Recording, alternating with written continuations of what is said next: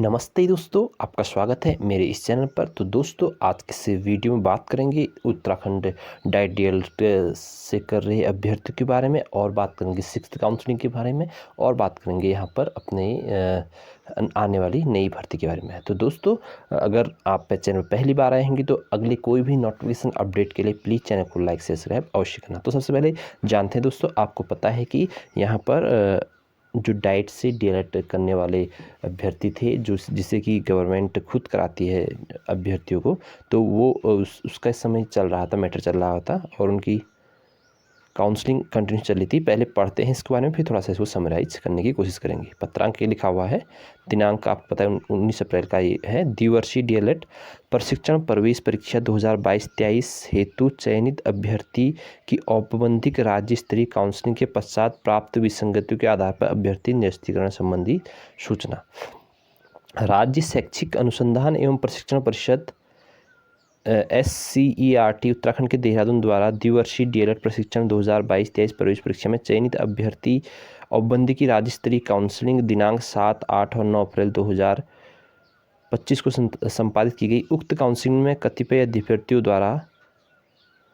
द्वारा चयनित आरक्षित श्रेणी के अंतर्गत ऑनलाइन आवेदन पत्र का उल्लेख किया गया है कि अनुरूप साक्ष्य एवं प्रमाण स्वरूप उपलब्ध नहीं कराए गए हैं। उक्त के दृष्टिगत ऐसे अभ्यर्थी जिनके द्वारा चयनित आरक्षित श्रेणी के अंतर्गत साक्ष्य प्रमाण पत्र उपलब्ध नहीं कराए गए के संबंध में द्विवर्षीय डीएलएड प्रशिक्षण 2022-23 प्रवेश परीक्षा समिति द्वारा निर्णय लिया गया है कि संबंधित अभ्यर्थी का अभ्यर्थन निरस्त करने की संतुष्टि प्रदान की गई है। उक्त अभ्यर्थी द्वारा जिनका अभ्यर्थन निरस्त किया गया है से संबंधित सूचना विभागीय वेबसाइट, प्रारंभिक शिक्षा निदेशालय उत्तराखंड देहरादून की वेबसाइट www.schoologeducation.uk.government.in तथा SCERT उत्तराखंड देहरादून की वेबसाइट www.SCERTUK.government.in पर उपलब्ध है। तो यहाँ पर साफ साफ कहने का मतलब ये है कि जिन लोगों के द्वारा गलत फॉर्म भरते तो गलत प्रमाण पत्र अपने वहाँ पर दिए गए कि मैं इस कैटेगरी का हूँ, या फिर मेरे ये मतलब जो भी है, मतलब जो भी गलत यहाँ पर प्रमाण पत्र वहाँ पर फॉर्म भरते दिए गए, और जब उनका वेरिफिकेशन काउंसलिंग में हुआ होगा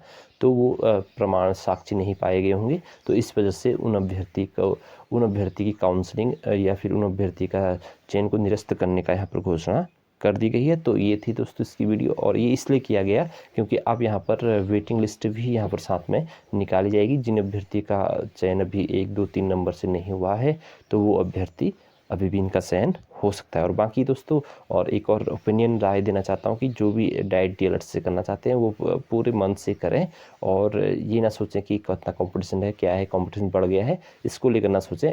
डाइट डीएलएड का लगभग क्योंकि स्वयं गवर्नमेंट इनको कराती है तो उनके फेवर में हमेशा गवर्नमेंट रहती है, और उनका कुछ ना कुछ निर्णय निकाल कर उनको अंदर कर ही देगी। क्योंकि अभी भी कोई ऐसा अभ्यर्थी नहीं है जिसने डाइट से डीएलएड किया हो और वो बचा हुआ है शिक्षक बनने से। तो ऐसा आगे भी होता रहेगा, और कुछ अन्य रास्ता भी निकाल सकती है उनके लिए गवर्नमेंट। तो आप पूरे मन से कहिए और ये कोशिश करें कि नंबर ज़्यादा से ज़्यादा आप लेकर आएँ, जिससे कि आपकी चुनौती बहुत कम फिर हो जाएगी। दोस्तों, ये तो बात थी डाइट डीएलएड काउंसलिंग को लेकर के, जिन अभ्यर्थियों का निरस्तीकरण क्यों हुआ और आगे क्या हुआ। क्योंकि इस निरस्तीकरण इसलिए कर दिया कि अब उनको वेटिंग लिस्ट निकालनी है। 2 वेटिंग लिस्ट आती है दोस्तों, दो वेटिंग लिस्ट आती है जुलाई तक। जुलाई के बाद इनका सेशन शुरू होता है, तो वहाँ तक 2 वेटिंग लिस्ट आएंगी। 2 लिस्ट के बाद 650 लोगों को डाइट मिल जाएगा, और उसी अनुसार वो कर पाएंगे, वहाँ पर अपना प्रशिक्षण ले पाएंगे। अब दोस्तों बात करते हैं सिक्स्थ काउंसलिंग की बात करें तो यहाँ पर जो धन सिंह रावत जी हैं, शिक्षा मंत्री उत्तराखंड के उच्च और माध्यमिक शिक्षा के, तो उन्होंने निर्देश दे दिए गए हैं। बहुत जल्द आपको सिक्स्थ काउंसलिंग की एक निश्चित डेट डिक्लेरेशन को मिलेगी। बाकी उन्होंने अपने स्टेटमेंट से स्पष्ट कर दिया है 2-3 जगह कि वो जितने भी एनआईएस डीएलएड के अभ्यर्थी हैं और डाइट डीएलएड के अभ्यर्थी हैं, और जो बाहर से भी जो डीएलएड करके आए हैं, उनकी संयुक्त रूप से काउंसलिंग कराने जा रहे हैं, और उनका मिलकर ही क्या बनना है, गुणांक बनने जा रहा है। यानी कि क्लैरिटी के साथ उन्होंने जवाब दिया है 2-3 जगह पर स्टेटमेंट्स में अपने, कि ये लोगों को शामिल किया गया। पूर्व में जितने भी अभ्यर्थियों ने आवेदन किया है 2020-21, 21-22 और 2024 में, सभी लोगों को शामिल इस भर्ती में किया जाएगा। और दोस्तों कल ही यहाँ पर धन सिंह रावत जी ने अपने फेसबुक पेज पर और जो डाइट डीलर के अभ्यर्थी हैं उनसे मिलकर बात की है कि बहुत जल्द आपको नई भर्ती देखने को यहाँ पर मिलेगी उत्तराखंड प्राथमिक शिक्षक भर्ती में।